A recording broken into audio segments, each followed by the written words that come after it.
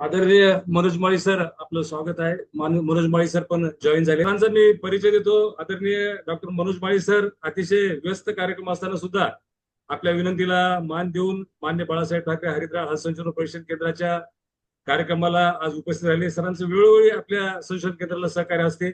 अनेक बाबतीमध्ये आम्हाला त्यांचं मार्गदर्शन पण मिळते आणि खूप मोठं काम सरांचं त्या भागामध्ये आहे. सध्या ते प्रभारी अधिकारी म्हणून आज संशोधन केंद्र कसबी डिग्रस येथे आहेत. वर्तमानपत्राच्या माध्यमातून सरांचा तर परिचय सगळ्यांना आहेच. मध्ये सारखे लेख त्यांची प्रसिद्धी होतात आणि खूप मोठं काम तिथं मसाला पिकामध्ये सरांचं आहे. त्यातल्या विशेषतः हळदीमध्ये सरांचं खूप चांगलं योगदान आहे. आणि आपल्याला माहिती आहे की नवनवीन वाहन सरांचे आहेत. मागच्या वेळेस आपण बघितलंय फुले स्वरूपासारखा वाहन असेल आपल्या भागामध्ये आम्ही देण्याचा तो प्रयत्न केला आणि खूप चांगले रिझल्ट त्या वाहनाचे आलेत.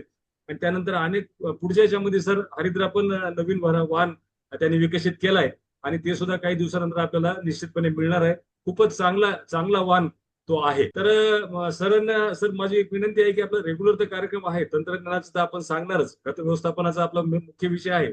परंतु यावर्षी जरासा पाऊस थोडासा लांबलाय सर. सुरुवातीला ज्यावेळेस म्हणजे पूर्व मशागतीचे कामं करायचे होते त्यावेळेस पाऊस पडला, त्याच्यामुळे लांबीवर पडले ते कामं सगळे. त्याच्यामुळे बेड प्रिपरेशन बाकी पूर्व मशागतीची कामं म्हणावे तसे चांगले होऊ शकले नाही. आणि आता बघितलं तर पावसाचा फार मोठा खंड आपला पडलाय सर. आणि कधी नव्हे ते जूनच्या पेरण्या जुलैमध्ये जातात का अशी एक शक्यता निर्माण झाली. काय भागामध्ये पेरण्या झाल्यात नाही असं नाही हळदीच्या, परंतु बऱ्याच ठिकाणच्या पेरण्या आता शिल्लक राहिल्या सर. आपल्या त्याच्यावर सुद्धा आम्हाला मार्गदर्शन पाहिजे की मॅक्झिमम आपण किती दिवसापर्यंत त्याची लागवड करू शकतो आणि अशा ड्राय स्पेल मध्ये आपण काय काळजी घेऊ याच्यावर एक आम्हाला आपलं मार्गदर्शन पाहिजे सर. तर मी मान्य बाळासाहेब ठाकरे हरिद्रा हज संशोधन प्रशिक्षण केंद्राच्या वतीनं आपलं स्वागत करतो. सर्व पार्टिसिपंटचं स्वागत करतो. मित्रांनो, वसमत येथे 14 सप्टेंबर 2022च्या शासन निर्णयानुसार आपल्या संस्थेचे सन्मान्य अध्यक्ष हेमंतभाऊ पाटील यांनी प्रयत्न करून या हज संशोधन केंद्राची स्थापना या ठिकाणी वसमत येथे केली आणि मग याच माध्यमातून आपण वेगवेगळ्या प्रकारचे कार्यक्रम इथं आयोजित करत आहोत. आणि त्याच कार्यक्रमाचा एक भाग म्हणून आज आपण एक वेबिनार आदरणीय मनोज माळी सरांच्या मार्गदर्शनाखाली आपण हळद उत्पादक शेतकऱ्यांसाठी आयोजित केलाय. आपल्या संशोधन केंद्राचे सन्माननीय व्यवस्थापकीय संचालक राजेंद्र कदम सर यांच्या मार्गदर्शनाखाली आपण हे संशोधन केंद्राचं काम सुरू आहे. आणि डॉक्टर मनोज माळी सर आपल्या कार्यकारी मंडळावर पण आहेत आणि वेळोवेळी सरांचं आपल्याला मार्गदर्शन मिळते. आपल्या सगळ्यांच्या वतीनं त्यांना खूप कामाचा व्यस्त कार्यक्रम असताना सुद्धा आपल्याला ते उपलब्ध झाले त्याबद्दल पुनश्च एकदा सरांचे स्वागत करतो आणि सरांना आपलं जे मार्गदर्शन आहे ते देण्यासाठी विनंती करतो. शेतकरी बंधूंनो नमस्कार. नमस्कार सर. शेतकरी बंधूंनो, आजचा आपला जो विषय आहे किंवा हळद पिकासाठी एकात्मिक खतांचं व्यवस्थापन. तर यात मी सांगू इच्छितो, हळद पीक हे एकूण 9 महिन्याचं पीक आहे. 9 महिन्याचं पीक असताना साहजिकच त्याला जे काही आपल्याला प्रति झाड शेवटपर्यंत 12 ते 15 निरोगी पानं अपेक्षित आहेत किंवा चांगले फुटवे अपेक्षित आहेत, त्यासोबत अधिकतम कंदाचं वजन अपेक्षित असेल तर निश्चितच आपल्याला या पिकासाठी रासायनिक खते ही देणे गरजेचे असते. बऱ्याच शेतकरी बांधवांना वाटतं की बाबा खत दिल्याने आतली कंदांना इजा होईल किंवा खत दिल्यामुळे कंद खराब होतील, तर तसं काही नाही. तो आपला एक वेगळी भावना आहे, आपला एक वेगळा समज आहे.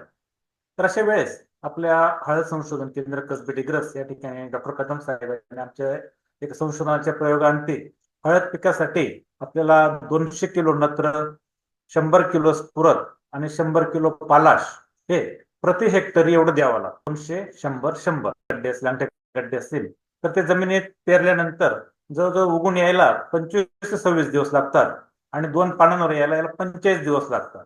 म्हणून आपण सांगतो नत्राचे 2 भाग करायचे. पहिला हप्ता हा नत्राचा 45 दिवसांनी द्यावा.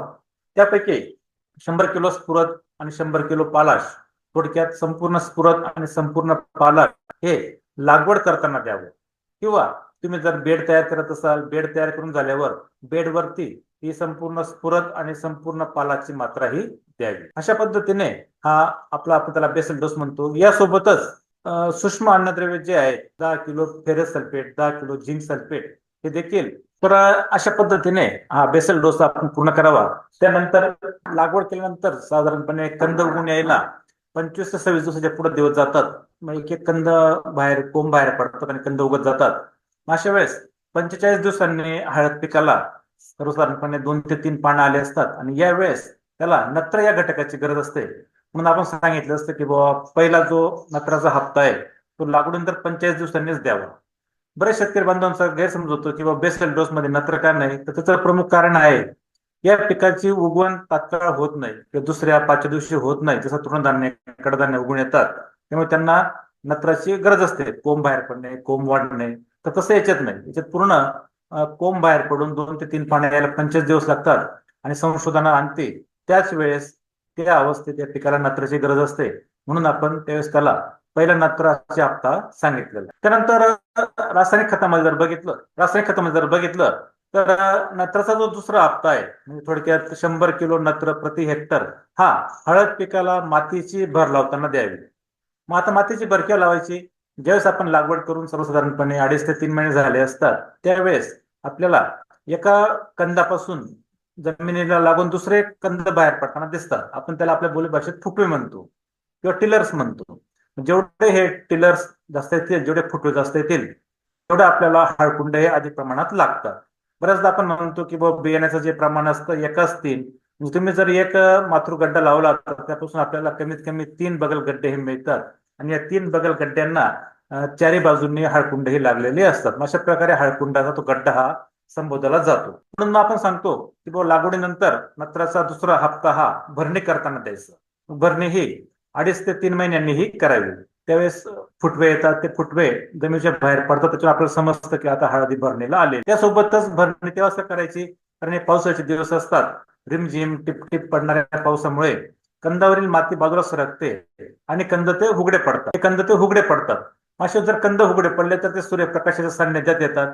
परिणामी ते हिरवट होऊन ते खराब होतात किंवा उघड्या असलेल्या कंदांवर हळद पिकातील जी प्रमुख कीड आहे कंदमाशी ती अंडी घालते. ती अंडी घातल्यानंतर परत मग त्या ठिकाणी अंडी उगवून त्या अळ्या कंदावर उपजीविका करतात आणि जरी ते अळीचा कोष तयार होऊन जरी अवस्था संपली पुढे जाऊन मग तो कंद जमिनीतील हानिकारक बुरशींना बळी पडतो आणि मग पुढे जाऊन कंद या रोगाची लागण होत असते.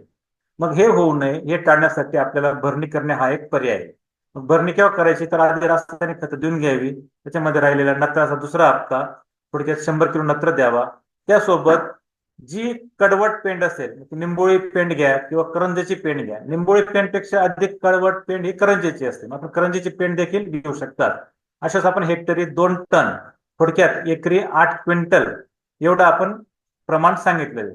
मग भरणीच्या अगोदर हेक्टरी 100 किलो नत्र त्यासोबतच हेक्टरी 2 टन 2000 किलो निंबोळी पेंड किंवा करंजीची पेंड द्यायची. त्यासोबत 10 किलो फेरस सल्फेट आणि 10 किलो झिंक सल्फेट हे देखील सूक्ष्म अन्नद्रव्ये द्यावीत. तर अशा पद्धतीने संपूर्ण खतं माती आड करावीत. त्यानंतर भरणी करावी. आपण जे सांगतो भरणी करा म्हणजे काय होतं, आपण जी दिलेली खतं असतात ती खतं मातीमध्ये एकत्रितपणे व्यवस्थितपणे ती एकत्रित होतात किंवा मिक्स होतात. परिणामी दिलेली खतं पिकाला योग्य प्रकारे लागू पडतात. त्यानंतर त्याला मातीची भर ही लावून द्यावी. तर शेतकरी बंधूंनो, अशा पद्धतीने आपल्या या हळद पिकातील रासायनिक खताचं हे नियोजन हे आहे. नंतर हे झालं आपलं पाट पाण्याविषयी, ज्यांचे हळद पाट पाण्यावर त्यांच्याविषयी. पुढचा दुसरा खतांचा मुद्दा आहे तो म्हणजे फर्टिगेशन.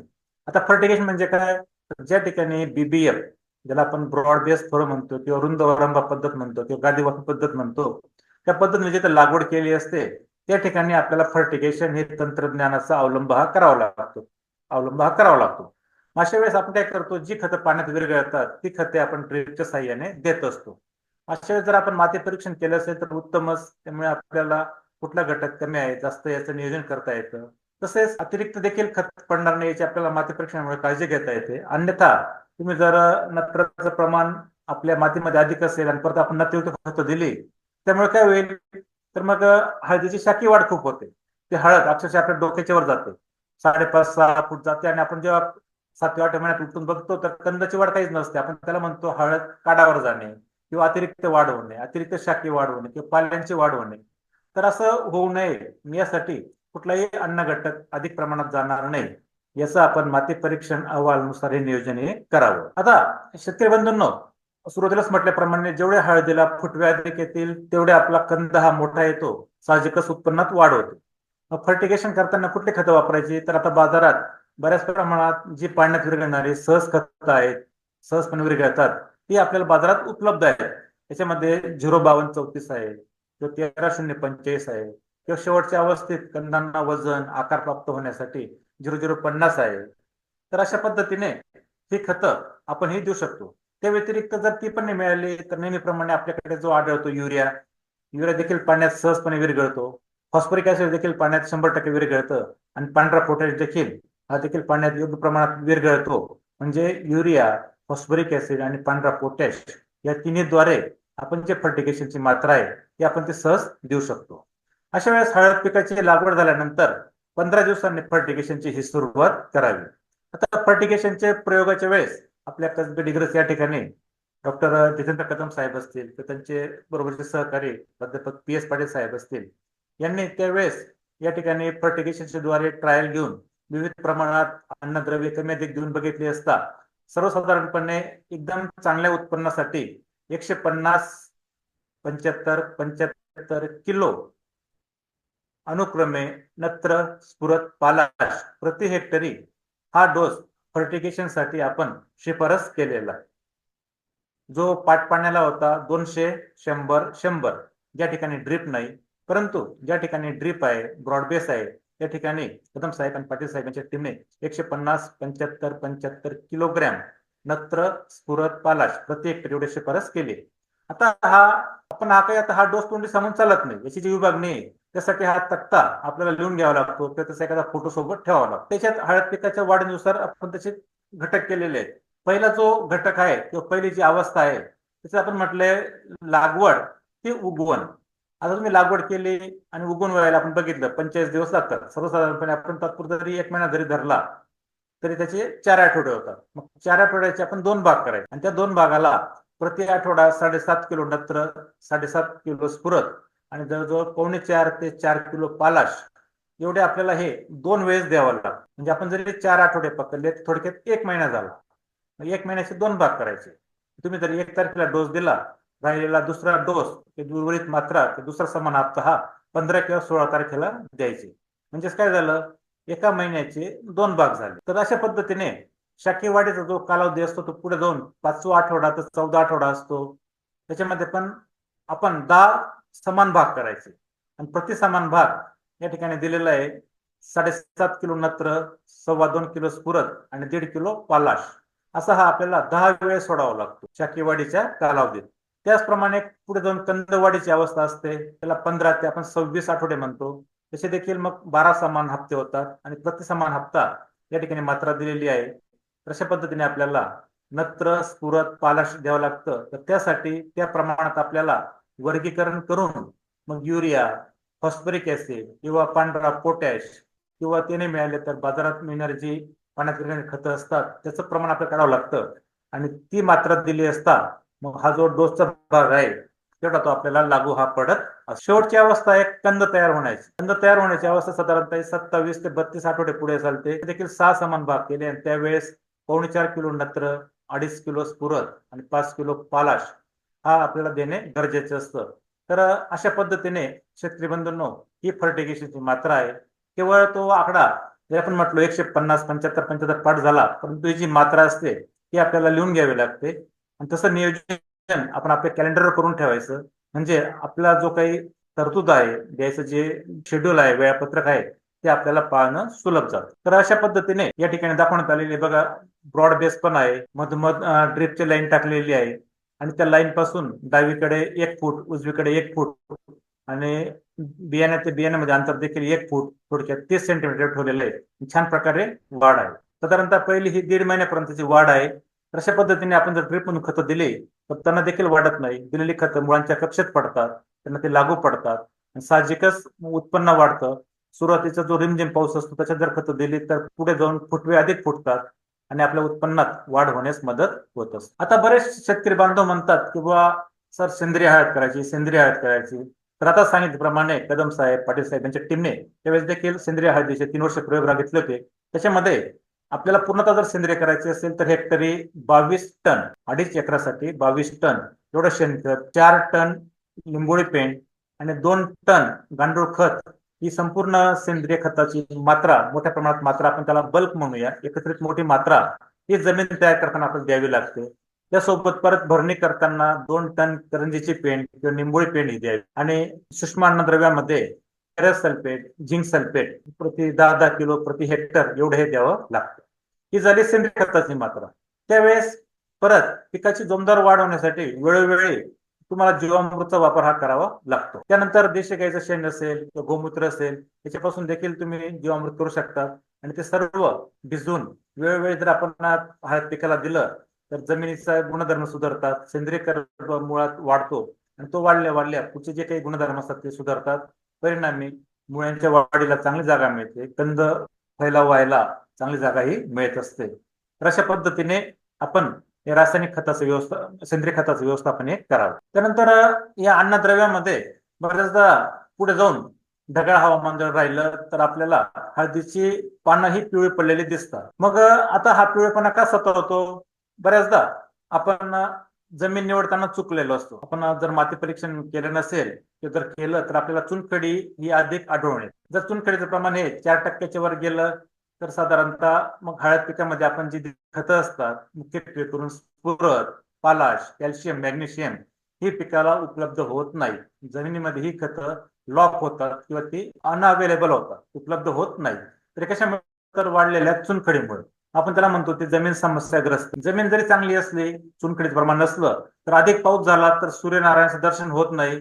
परिणामी पाणी साचून राहतं आणि पाणी साचून राहिल्याने मुळांचं कार्य थांबतं, पानं देखील पिवळी पडायला दिसायला निदर्शनास येतात. काही शेतकरी बांधव वेळेत खतं देत नाही. अन्नद्रव्यांच्या कमतरतेमुळे देखील पाने पिवळी पडतात. ढगाळ हवामान जर झालं तर प्रकाश संश्लेषणाची क्रिया घडून येत नाही, तरी देखील पाण्यात पिवळी पडलेली दिसतात. आणि सगळ्यात महत्वाचं म्हणजे या सगळ्यांचा एकत्रित परिणाम म्हणजे कार्य थांबल्याने, मुळांचं कार्य थांबल्याने पानं मलूल होतात आणि पुढे जाऊन रोगकिडींचा प्रादुर्भाव होतो. तर अशा या 3-4 समस्येमुळे हळद पिकामध्ये हा पिवळेपणा निदर्शनास येत असतो. अशा उपाययोजना काय करायच्या? आपण जर आपली जमीन चांगली निवडायची. जरी जमीन चांगली निवडली आणि ढगाळ वातावरण असेल तर अशा वेळेस नत्र अन्नद्रव्याची कमतरता असते. आपण त्यावेळेस युरिया या घटक जो पाण्यात संपूर्णपणे विरघळतो त्याची 2% या प्रमाणात फवारणी करावी. 2%चं प्रमाण काय झालं तर 100 लिटर पाण्याला 2 किलो झालं. 2%. थोडक्यात 20 ग्रॅम प्रति लिटर पाण्याला एवढं प्रमाण घेऊन त्याची फवारणी करावी. पानांवर फवारणी केल्या असता पानांद्वारे त्याचं शोषण हे जलद होतं, पिवळेपणाची कमतरता भरून निघते, पानं हिरवीगार टवटीत व्हायला मदत होतं. त्यानंतर रासायनिक खतामध्ये त्याचा वापर करण्याऐवजी आपण हे नत्र जो घटक आहे युरिया या मध्ये अमोनियम सल्फेटद्वारे द्यावा किंवा स्फुरद देखील डायअमोनियम फॉस्फेटद्वारे द्यावे किंवा पालाश देताना सल्फेट ऑफ पोटॅशद्वारे द्यावे. तर याचं कारण काय? त्याच्यामध्ये इतर देखील घटक असतात आणि त्या घटकांमुळे मुख्य घटकाची उपलब्धता ही पिकाला होत जाते. बऱ्याचदा शेतकरी बांधव खताशीच फेकून देतात आणि भरणी वगैरे करत नाही, म्हणजे ती मातीत मिसळत नाही. परिणामी काही खत ही विरघळून वाहून जातात किंवा काही सूर्यप्रकाशाच्या याच्याने ते उडून त्याचा ऱ्हास होऊन जातो, म्हणजे ती लागू पडत नाही. ती देखील चांगल्या पद्धतीने द्यावी. जमिनीत माती आड होते याची काळजी घ्यावी. लोह साठी फेरस सल्फेटचा वापर करावा, झिंक साठी झिंक सल्फेटचा वापर करावा. बोरॅक्स हे देखील खत लागवडीच्या वेळेस आणि भरणी करताना योग्य द्यावी. नैसर्गिक चिलेट मधून देखील आपण जर गंधक हा घटक चांगला वापरला तर गंधकमुळे देखील हळदीमधील कुर्कुमिन या घटकाचं प्रमाण वाढवायला मदत होत असते. आपण जर गंधकाची योग्य मात्रा दिली आणि तुमच्याकडे जर सेलम व्हरायटी असेल तर निश्चितच तुमचं कुर्कुमिन हे 4च्या वर भरण्याला मदत होत असते. अन्नद्रव्य व्यवस्थापन हे महत्वाचं आहे. त्यानंतर आपल्या महात्मा फुले कृषी विद्यापीठ राहुरी या मुख्यालय तसंच कसबे शासन मान्य प्रमाणित सूक्ष्म अन्नद्रव्य ग्रेड हे एक लिक्विड आहे, द्रवरूप सूक्ष्म अन्नद्रव्याचं मिश्रण आहे, ते विकसित केलेलं आहे. त्याच्यात काय आहे तर त्याच्यामध्ये जे काही प्रमुख सूक्ष्म अन्नद्रव्य आहे त्याचं मिश्रण आहे आणि ते जर आपण पिकाला वेळोवेळी फवारले तर सूक्ष्म अन्नद्रव्यांच्या कमतरता भरून निघतात. त्यासोबत दिलेली रासायनिक खते पिकाला लागू पडतात, मुळांचं कार्य व्यवस्थित राहतं, परिणामी हळद पिवळी पडत नाही. रासायनिक खताची मात्रा ही द्यावी.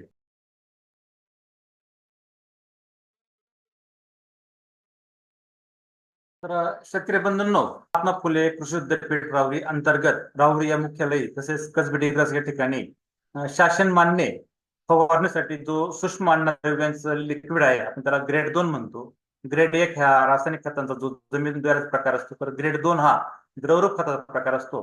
तर हे देखील सूक्ष्म अन्नद्रव्य ग्रेड 2 विकसित केलेलं आहे. त्याच्यामध्ये जवळजवळ 6 सूक्ष्म अन्नद्रव्यांचं एकत्रित मिश्रण आहे. तसे जरी आपण फवारणी केली पानांद्वारे किंवा आळवणी जरी केली तरी देखील सूक्ष्म अन्नद्रव्यांची कमतरता भरून निघतात. परिणामी पुढे जाऊन दिलेली रासायनिक खत देखील पिकाला चांगल्या प्रकारे उपलब्ध होतात, फुटवे फुटण्यास मदत होतात आणि हे हळदीचं हिरवगार राहण्यास मदत होते. मुख्य म्हणजे पिकाला काटकपणा आहे. जर पिकाला काटकपणा आला, साहजिकच ते पीक रोग किडीला बळी पडत नाही.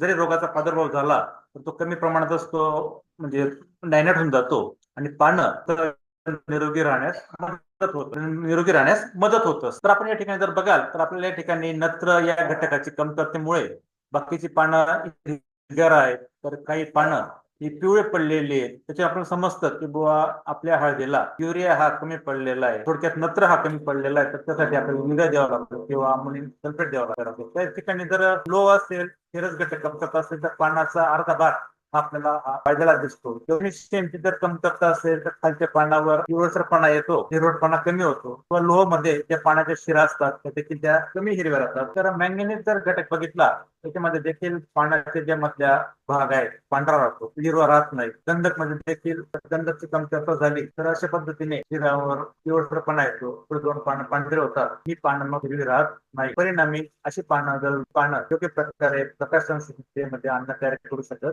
नाही. त्याच्यात एक आपण देतो आहे तो म्हणजे जर आपली चुनखडी जमीन असेल तर या चुनखडी जमिनीमध्ये पिकावर असा हा पिवळसरपणा दिसत असतो. तर हा आता कशामुळे दिसतो? आपल्याला सांगितलेलं सुरुवातीला आपल्याची कल्पना दिली आपल्याला. तर जर आपल्या जमिनीमध्ये चुनखडी असेल, कॅल्शियम कार्बोनेट, चुनखडी काय करते, जी काही आपण दिलेली खतं असतात, स्फुरद, पालाश किंवा गंधक असेल, मॅग्नेशियम असेल, त्याला उपलब्ध होऊ देत. एक प्रकारे चुन्याचा जमिनीत थर तयार होतो आणि तो मुळांना ही खतं उपलब्ध होऊ देत नाही. त्या ठिकाणी तो त्यांना लॉक करतो. अशा पद्धतीने या जमिनीमध्ये अशा पद्धतीने हळदीची पानं ही पिवळी पडलेली दिसत असतो. म्हणून सांगतो की बाबा हळद पिकाला निवड करताना तुमचे प्रमाण अत्यंत कमी पाहिजे, साधारणतः 4% ते कमीच पाहिजे. तर त्या ठिकाणी हळद ही चांगली आहे. अन्यथा शेवटपर्यंत हळद ही आपल्याला पिवळसर पडलेली दिसून येतं. तर या ठिकाणी आपण बघाल, लोकांमध्ये बघा पूर्ण फरक आहे. हा फोटो बघा, पुढचा हा फोटो. जर आपली जमीन चांगली असेल, काळी कसदार पाण्याचा निचरा होणारी असेल, निश्चितच तर अशा पद्धतीने जर जमीन चांगली असेल, जमीन सुपीक असेल, पाण्याचा निचरा होणारी असेल, तर निश्चितच अशा पद्धतीने हळदी हिरवीगार राहण्यास. शेतकरी बंधूंनो, अशा पद्धतीने आपल्याला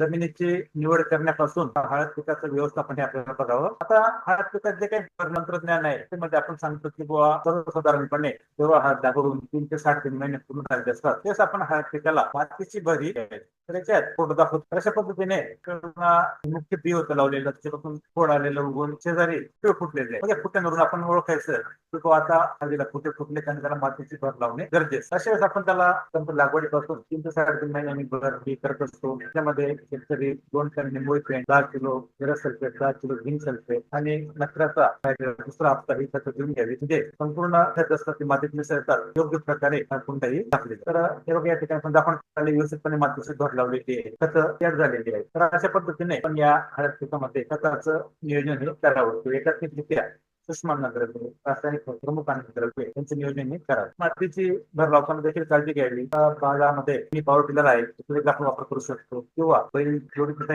देखील फिरून करू शकतो. अशा पद्धतीने आपण भर लागते. तो भर त्यानंतर देखील नायनाट होऊन तर या उंच झाल्यास त्या खोल होतात, म्हणजे पिकाला माती लागते आणि शेतकऱ्यांना राहण्यास मदत होते. अशा पद्धतीने या ठिकाणी आपण बघितलं योग्य प्रकारे ड्रिप केलेली आहे, मधून ड्रिप आहे, त्या ठिकाणी एक फुटांतर लागवड केलेली आहे, मातीची भर लावलेली आहे. हळदीची किंमती देखील जवळ 4 ते 4.5 फूट आहे. प्रत्येक झाडाला निरोगी पानं ही जर बघितली तर झाड रोग 4 ते 16 निरोगी पानं आहे. अशा ठिकाणी आपल्याला गड्ड्याचं उत्पन्न देखील चांगलं मिळायला मदत होते. तर हे संपूर्ण कशामुळे चांगले निवडलेली जमीन, एकात्मिकरित्या केलेलं अन्नद्रव्यांचं व्यवस्थापन या सगळ्यांच्या प्रयत्नातून आणि सोबत बीपीए. तर अशा पद्धतीने एकात्मिक अन्नद्रव्य फलित म्हणून आपल्याला अशा पद्धतीने ही हळद ही वाढलेली दिसून येते. तर शेतकरी बंधूंनो, अशा पद्धतीने आपण या हळद पिकामध्ये एकात्मिक खतांचं व्यवस्थापन करावं. आजच्या जो दुसरा मुद्दा आहे तो म्हणजे लांबलेला पाऊस. शेतकरी बंधूंनो, या वर्षी पावसाची सुरुवाती लवकर झाली. सुरुवातीला ऊन देखील भरपूर होतं, त्यामुळे काही शेतकरी म्हणत होते लागवड नंतर करू, आणि आता पाऊस सुरू झालेला आहे. आता पश्चिम महाराष्ट्रामध्ये पाऊस सुरू झालेला आहे. काही शेतकऱ्यांच्या लागवडी झालेल्या आहेत, काहींच्या लागवडी बाकी आहेत. अशा वेळेस आपण जेव्हा पाऊस थांबेल, पावसाला खंड मिळेल तेवढं आपल्याला लागवडी करून घेणे गरजेचे आहे. किंवा विदर्भ, मराठवाड्याचा जर भाग बघितलं तर त्या ठिकाणी देखील पावसाचा खंड पडलेला आहे. त्यांच्याकडे लागवड झालेली आहे, पाण्याची सोय असेल त्यांनी गरजेनुसार पाणी द्यावं. अति देखील पाणी देऊ नये. जमिनीचा मुख्य म्हणजे वापसा बघून पाण्याचं नियोजन आहे. तर अशा पद्धतीने आता जो आपला विषय होता हळद पिकातील अन्नद्रव्यांचं व्यवस्थापन, जो लांबलेला पाऊस, द्राव्याचं नियोजन या संदर्भात आपण या ठिकाणी चर्चाही केलेली आहे. माननीय बाळासाहेब ठाकरे हरिद्रा संशोधन केंद्र त्यांनी आज जो काही सेमिनार घडवून आणला त्यांना धन्यवाद देतो. मी या ठिकाणी थांबतो. सर धन्यवाद सर. सर हळद पिकाच्या बाबतीमध्ये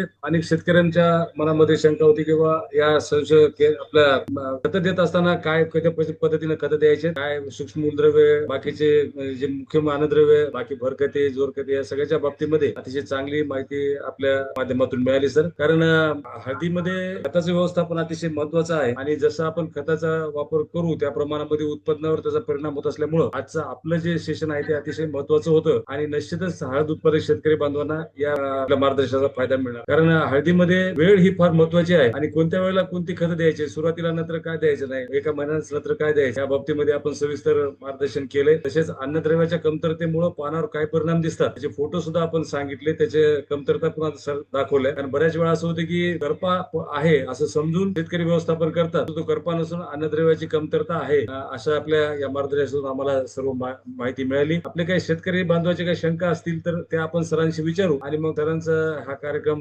आपण संपवू. माननीय बाळासाहेब ठाकरे हरिद्रा हळद संशोधन प्रशिक्षण केंद्राच्या वतीनं त्या विनंतीला मान देऊन डॉक्टर मनोज बाळी सर आपल्या व्यस्त कार्यक्रमातून आज आपल्याला उपलब्ध झाले आणि खूप महत्वपूर्ण मोलाचं मार्गदर्शन सरांचं मिळालं. वेळोवेळी मिळते सरांचं मार्गदर्शन, आजही आपल्याला त्यांचं मार्गदर्शन मिळालंय. आणि सर हळद लागवडीला आता उशीर झालाय, काही बाबतीमध्ये मार्गदर्शन केलंय, त्याच बाबतीमध्ये काय असतील शंका तर शेतकऱ्यांची आपण शंका समाधान करू. हा आजचा कार्यक्रम आपला समारोप. काही शेतकरी बांधव असतील तर त्यांनी आपला माईक अनम्यूट करावा आणि मग काय आपल्या शंका असतील ते विचारावं. Hello sir. हा सर. हा सर, मी सुदर्शन बोलतो. बोला. नरवडे सर. तर हळद आपण एक 5-6 दिवस झाली अद्यापही पाऊस नाही पडलेला, पण त्याच्यावर जर आपण मातीची भर ज्या प्रमाणामध्ये घातली, आता छोट्या ट्रॅक्टरना रोटावेटर आहे जे त्यांना जर माती लावली तर हळदीला काय जमिनीमध्ये जास्त भर पडल्यामुळे बुरशी वगैरे येऊ शकेल का? नाही येणार वगैरे येणार नाही, परंतु सध्या लागवडून जर 1 महिना झाला असेल तर खरोखर भर लावायची गरज नाही. जर तुम्ही भर लावाल तर उत्पादन खर्च वाढतो आणि परत जेव्हा फुटे फुटतात त्यावेळेस आपल्याला भर लावावं लागतं. बरोबर. आता लावणं काही गरजेचं नाही, शास्त्रीयदृष्ट्या काही आवश्यकता नाही. तुम्हाला परत 3 महिन्यांनी भर लावायचीच आहे. हो, प्रकारे लावा. हो. तर अतिशय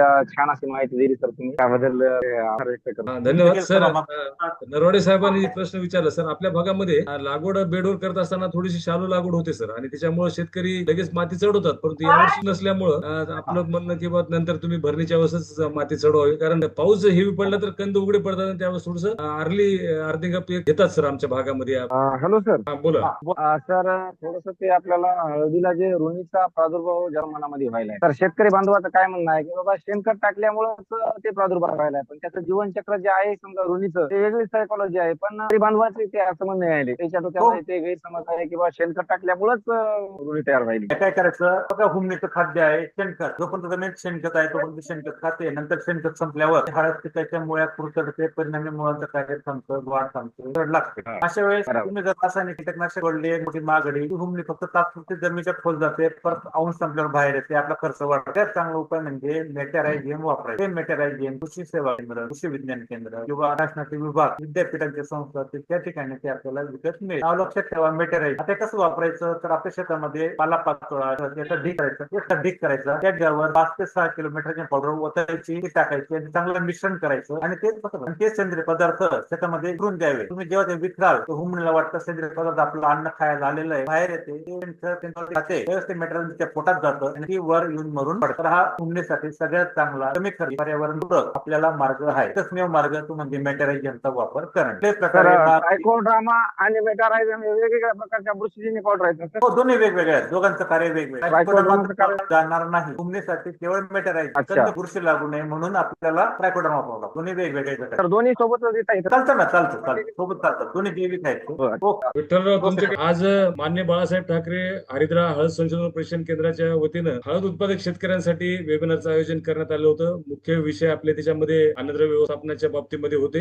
हे जे लांबलाय पाऊस मान्सूनचा, त्यामध्ये आता हळद उत्पादक शेतकऱ्यांनी काय करावं लागवडचे, कारण उशीर होत आहे लागवडीला, त्याचा काही परिणाम होईल का आणि त्याच्यामुळे काही आपल्याला आपल्या नियोजनामध्ये काही बदल करायचा का, हा उद्देश देऊन आपण हा कार्यक्रमाचं आयोजन केलं होतं. आपल्या सर्वांच्या विनंतीला मान देऊन डॉक्टर मनोज बाळी sir. Hello sir. Manoj sir number मिळेल ना? 94-037-73-714. कार्यक्रमाला उपस्थित राहिले आपण हळद उत्पादक शेतकरी बांधवांच्या सर्वांच्या वतीनं संशोधन केंद्राच्या वतीनं आदरणीय साहेबांचे आभार मानतो. हा उपक्रम राबविण्यामध्ये त्यामध्ये आपल्या संशोधन केंद्राचे सन्माननीय अध्यक्ष नामदार हेमंत पाटील साहेब यांच्या पुढाकारातून हा कार्यक्रम आपण आयोजित केला. त्याचबरोबर आपल्या संशोधन केंद्राचे व्यवस्थापकीय संचालक आदरणीय राजेंद्र कदम सर आज ते बैठकीमध्ये आहेत लातूर इथल्या, त्याच्यामुळे आपल्या कार्यक्रमाला त्यांना उपस्थित राहता आलं नाही आणि वेळात वेळ काढून आपण उपस्थित राहिला. सरांचं पण आपल्या कार्यक्रमाला उपस्थित राहू शकले नाही, अशांसाठी आपण याच कार्यक्रमाची रेकॉर्डिंग करून पण ते देऊ. तर पुनश्च एकदा सर आपले आभार पुनश्च एकदा, आणि आपण एक बैठक थांबूया. धन्यवाद सर. सगळ्यांच्या वतीनं मी सरांचे आभार मानतो आणि हे वेबिनार संपला, तयार करतो. Thank you sir. हो सर, नक्की.